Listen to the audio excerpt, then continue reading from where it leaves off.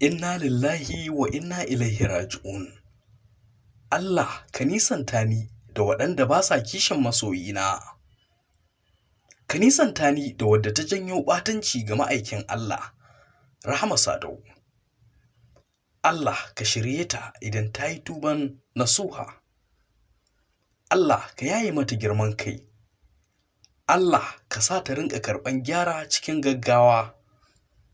Allah ka ɗora ta bisa hanya madaidaiciya. Idan kuma ba mai shiryuwa ba ne, Allah ka la'ance ta. Shi kuma wanda ya ɓatanci ga shugabanmu, Allah ka nuna mana ƙarshensa tun a duniya, tun da dama can tsinanne ne, zindiki kuma mashiriki.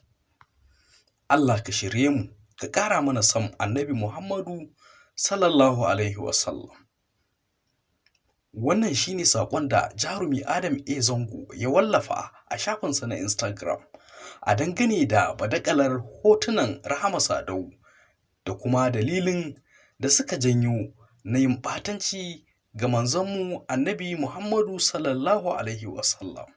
Sai dai kuma jaruma Rahama Sadau ta wallafa wani bidiyo cikin kuka inda take roƙon al'umma gafara a bisa kuskurenta na ɗora waɗancan hotuna wanda dalilinsu ne ya janyo wani zindiki ya yi waɗancan munanan kalamai ga Annabi Muhammadu sallallahu alaihi wasallam.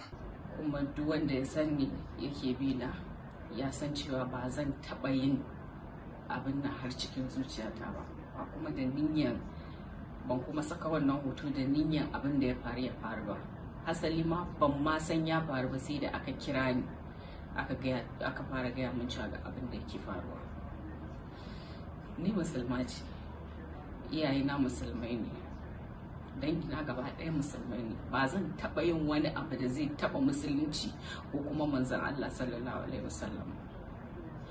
Wannan mutanen ko kuma in ce mutumin da ya yi wannan furicin a ƙasan hotona, duka idan muna bibiyan abin da yake faruwa a duniya mun san cewa muna cikin wani situation yanzu da ake yakar musulmai.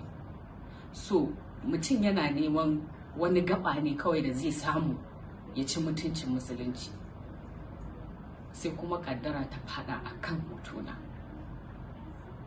Ni ina ɗaya daga cikin waɗanda suka yi ta yakan abubuwan da ke faruwa a Faransa. Duk wanda yake bina zai gani.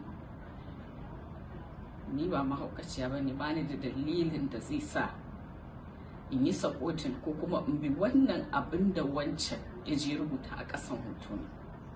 Amma dai kaddara ya riga fata. Duk ma dai abin da ya faru ne a dalilina. Ina mai bawa daukashin al'umma haƙuri.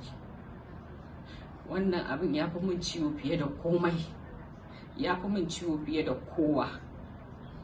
Don Allah a yi haƙuri, Allah ya kare.